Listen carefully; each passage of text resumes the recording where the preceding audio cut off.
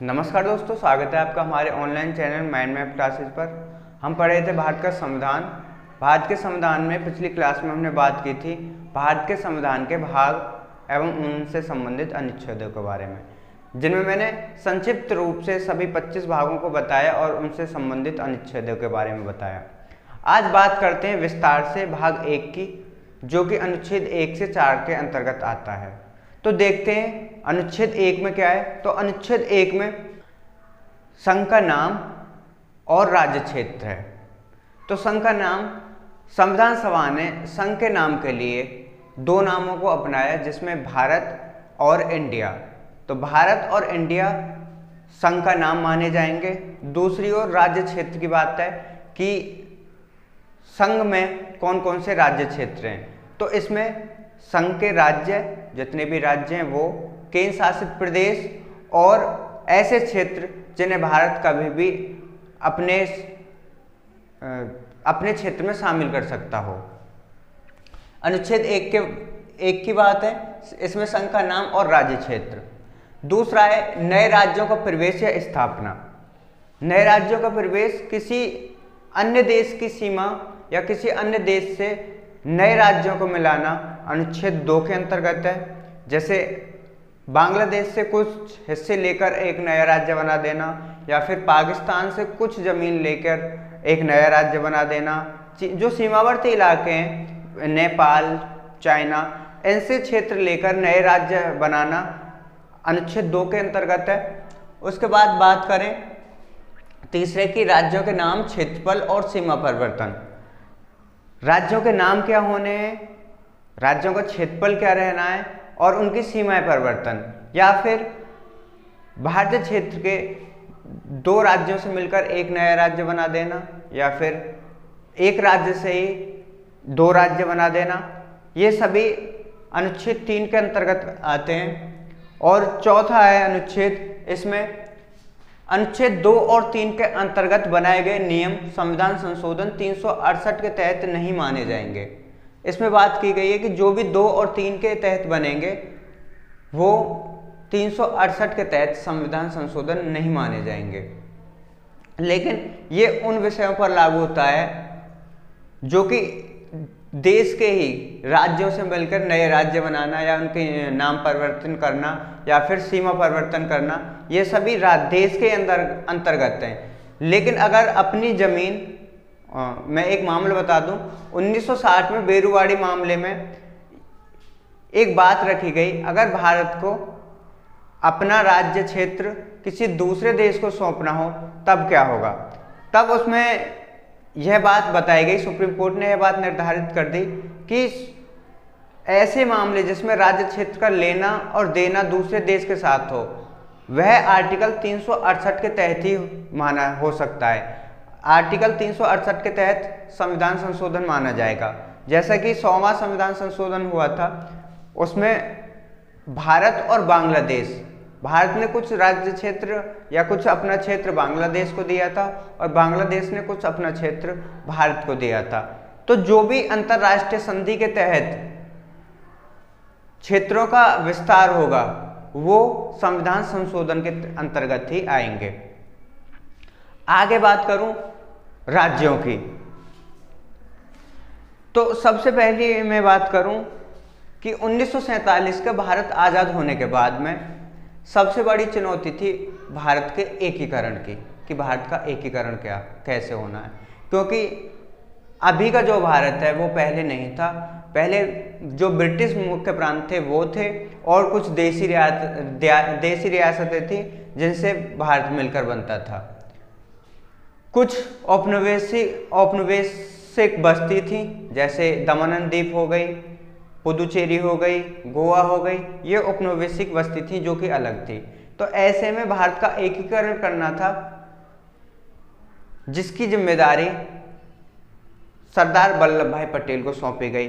उन्होंने सबसे पहले उस समय की 552 देशी रियासतों में से 549 देशी रियासतों का भारत में विलय करवाया।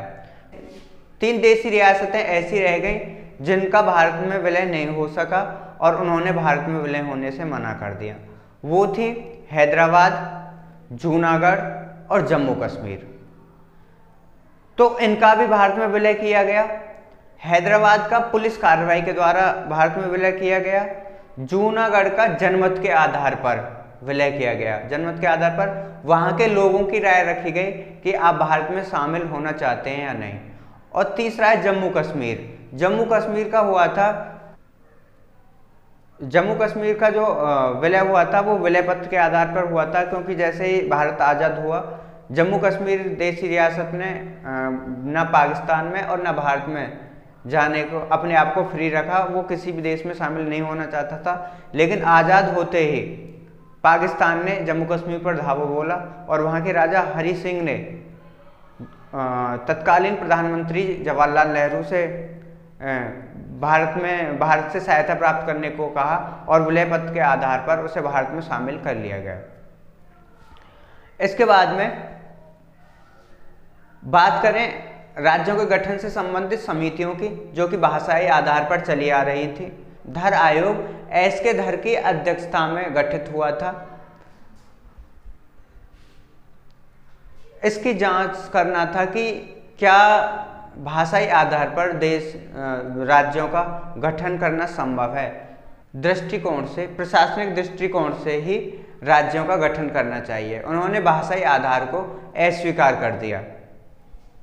जैसे ही अस्वीकार कर दिया, वहीं साउथ में चल रहे, दक्षिण में चल रहे भाषाई आधार पर राज्यों के गठन को लेकर और भी आंदोलन उग्र होने लगे। उसके बाद में जेबीपी समिति का गठन किया गया 1949 में, जिसके सदस्य थे जवाहरलाल नेहरू, वल्लभ भाई पटेल, पट्टाभी सीतारमैया।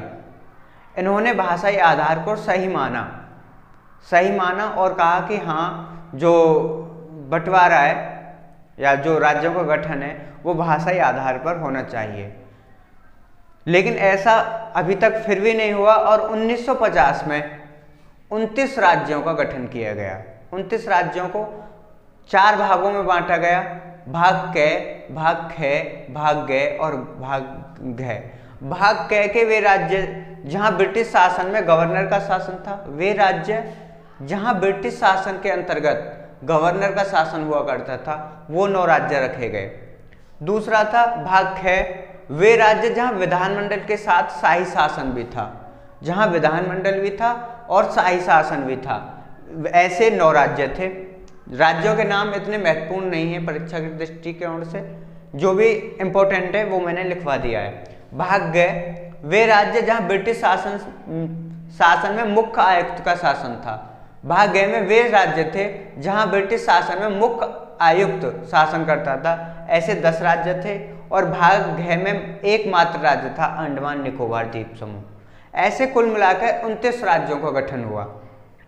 लेकिन आगे चलें, गठन हुआ लेकिन भाषाई आधार पर राज्यों का गठन नहीं हुआ और दक्षिण भारत में भाषाई आधार पर राज्यों को गठन को लेकर बड़े बड़े आंदोलन होने लगे और कांग्रेस के ही एक नेता श्री रामालू ने 56 दिन की भूख हड़ताल के बाद अपने प्राण त्याग दिए, जिससे दुखी होकर और सरकार ने भाषाई आधार पर पहले राज्य का गठन किया 1953 में आंध्र प्रदेश का।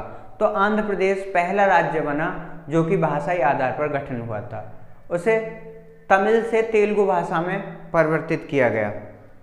मद्रास से अलग करके आंध्र प्रदेश बनाया गया।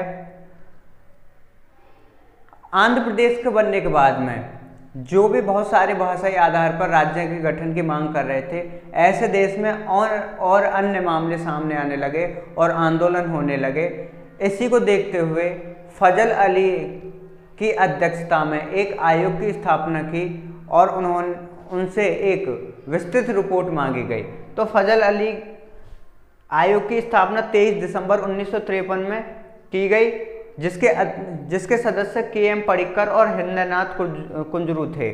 जिसके सदस्य हृदयनाथ कुंजरू और के.एम. पडिक्कर थे। इन्होंने अपनी रिपोर्ट 1955 में पेश की और इसी रिपोर्ट के आधार पर 1956 में राज्य पुनर्गठन आयोग की स्थापना हुई और 1 नवंबर 1956 को 1 नवंबर 1956 को 14 राज्य और 6 केंद्र शासित प्रदेशों का गठन हुआ। अब बात करते हैं वह कौन से 14 राज्य थे और कौन से 6 केंद्र शासित प्रदेश थे, इनके बारे में। राज्य पुनर्गठन आयोग 1956 के बाद के राज्यों की बात करें तो वो 14 राज्य थे और 6 केंद्र शासित प्रदेश थे। 14 राज्य कौन कौन से देखते हैं। आंध्र प्रदेश, असम, बम्बई, जम्मू कश्मीर, केरल, मध्य प्रदेश, मद्रास, मैसूर,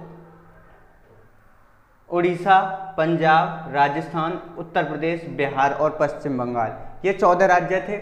उसके बाद में 6 केंद्र शासित प्रदेश भी थे।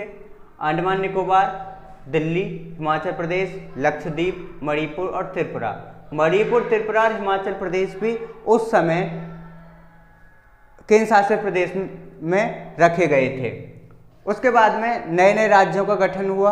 जैसे देखते हैं आंध्र प्रदेश जो कि 1953 में बन गया था। गुजरात 1960, गुजरात को बम्बई से अलग करके बनाया गया। बम्बई से 2 महाराष्ट्र और गुजरात बना दिए गए। उसके बाद में नागालैंड 1963, हरियाणा 1966, हिमाचल प्रदेश 1971, मेघालय, मणिपुर और त्रिपुरा, जो कि यहाँ पे मणिपुर और त्रिपुरा केंद्र शासित प्रदेश थे, उन्हें पूर्ण राज्य बना दिया 1972 में। उसके बाद में सिक्किम 1975, 36वें संविधान संशोधन के तहत 22वां राज्य बनाया गया सिक्किम को 1975 में। मिजोरम और अरुणाचल प्रदेश इनको 1987 में बनाया गया। छत्तीसगढ़ को 1 नवंबर 2000 को, उत्तराखंड को 9 नवंबर 2000 को, झारखंड को 15 नवंबर 2000 को और तेलंगाना 2 जून 2014 को राज्यों का गठन किया गया। तो वर्तमान राज्यों की बात करें तो वर्तमान में 28 राज्य और 8 केंद्र शासित प्रदेश हैं। दोबारा बता दूं, 28 राज्य और 8 केंद्र शासित प्रदेश है। जम्मू कश्मीर को अलग और जम्मू कश्मीर में से एक लद्दाख को अलग केंद्र शासित प्रदेश बनाया गया। वहीं दमन एवं दीव को दादरा नागर हवेली में मिला दिया गया। दमन एवं दीव दादरा नागर हवेली अब एक ही केंद्र शासित प्रदेश माने जाते हैं। इस तरह से 8 ही केंद्र शासित प्रदेश हैं। 8 केंद्र शासित प्रदेशों की बात करूं, वर्तमान केंद्र शासित प्रदेशों की बात करूं तो दिल्ली, चंडीगढ़, पुदुचेरी, अंडमान निकोबार, लक्षद्वीप, दादरा नागर हवेली और दमन एवं दीव। उसके बाद में लद्दाख और जम्मू कश्मीर, ये केंद्र शासित प्रदेश हैं और 28 राज्य हैं। तो आज मैंने बताया कि कैसे राज्यों का गठन हुआ, कौन कौन से आयोग गठित किए गए, भाषाई आधार पर कौन कौन से राज्यों का गठन हुआ, कौन कौन सी समितियां बनी। भाग 1 के बारे में हमने विस्तार से चर्चा की। कल बात करते हैं भाग 2 की।